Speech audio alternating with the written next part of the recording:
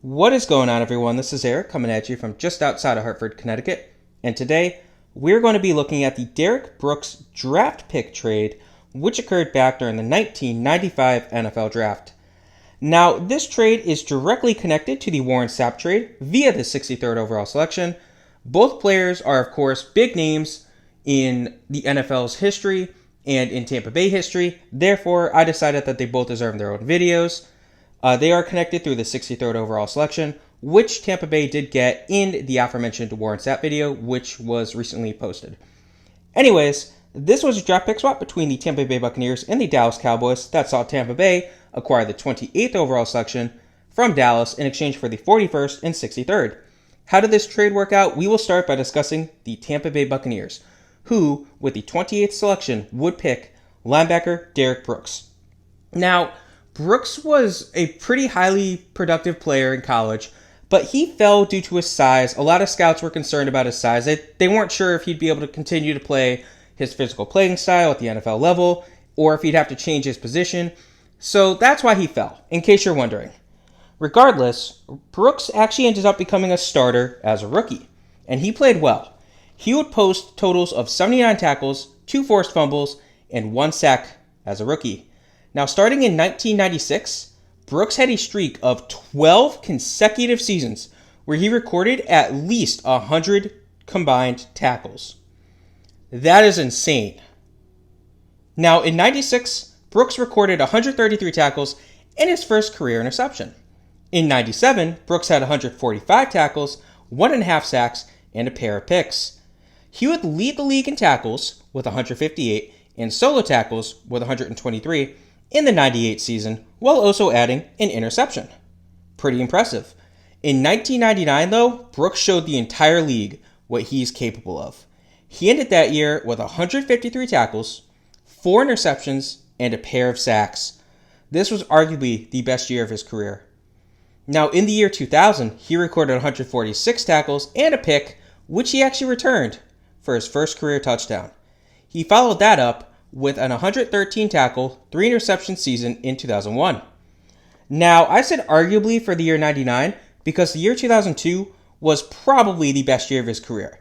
He recorded 118 tackles, 1 sack, 1 fumble recovery, which he did actually return for a touchdown, and a career high 5 interceptions. You ready for this? 3 of which were returned for touchdowns.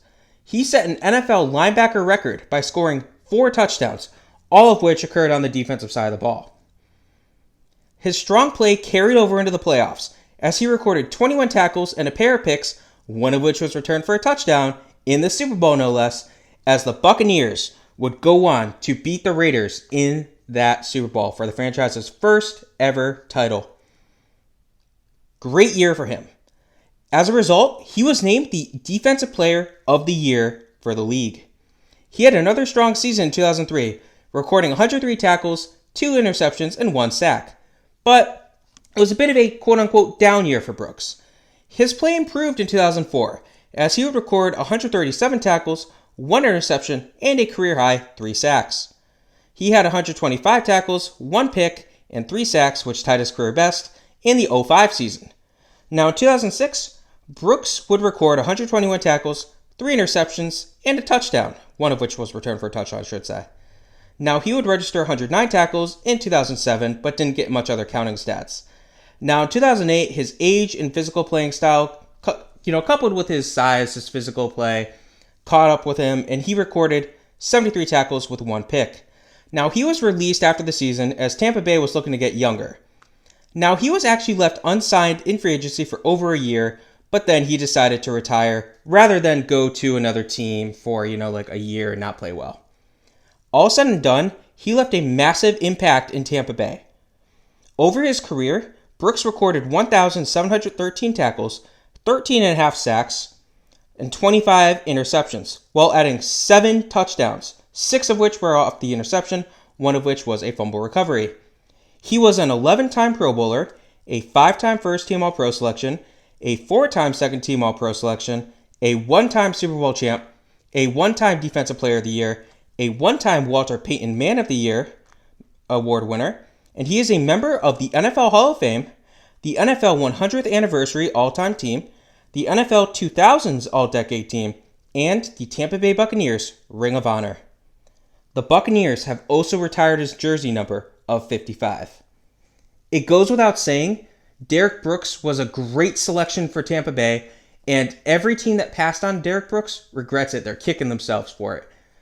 And, like I said, the reason he fell was due to his size and how he played and the fact that he dominated in a lesser-known league. People were a little concerned about, he didn't play good teams. We don't know how he's going to play when he goes up against the NFL.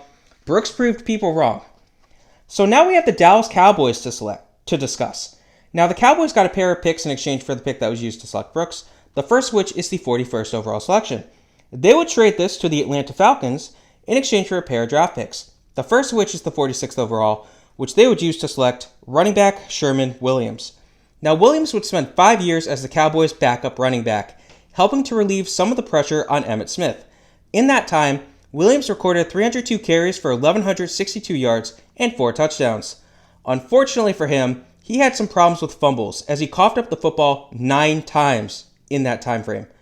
After the 5 years were up, he walked as a free agent. Now, they also got the 110th pick in this trade, which they would use to select wide receiver Eric Bjornsson. Now, Bjornsson spent his rookie year as a special team player as the team focused on converting him from a receiver to a tight end. He would become a starter for the next 2 years. And in 96, he had probably the better year of the two, but he had 2 very similar years in 96 to 97. In 96, he had 48 receptions for 388 yards and 3 touchdowns, while in 97, he had 47 catches for 442 yards. Now, he ended that year on the IR due to a fractured fibula, and then he ended up getting moved to a backup role in the 98 season. In that season, or over the next 2 years, he would catch 25 passes for 349 yards and a single touchdown before his rookie contract expired, and he walked. Now, the Cowboys also got the 63rd overall selection from Tampa Bay. They would use this to select guard Shane Hanna. Now, Hanna would hurt his right knee in the preseason of his rookie year, which ended his season without a single snap. Now, he would go into camp of 1996 overweight and out of shape, and this led to friction with team management and other players, and basically what ends up happening is he retires because he's like, all right, I'm not dealing with this garbage. Now, he would return in 1997, but he would get cut after a couple of preseason games, and he failed to impress. Not a good pick at all for Dallas. Lastly, we have the Atlanta Falcons, who got the 41st overall selection. With this, they would select cornerback Ron Davis. Now, Davis would appear in 12 games as a rookie, while starting in 5 of them. He would record 27 tackles and a fumble recovery. While he was talented, he struggled with the transition to the NFL, and he ended up dealing with some substance abuse problems, and after a single season, he was cut by the Falcons. Anyways, this was the Derrick Brooks trade. I hope you guys enjoyed this. Have a good rest of your day.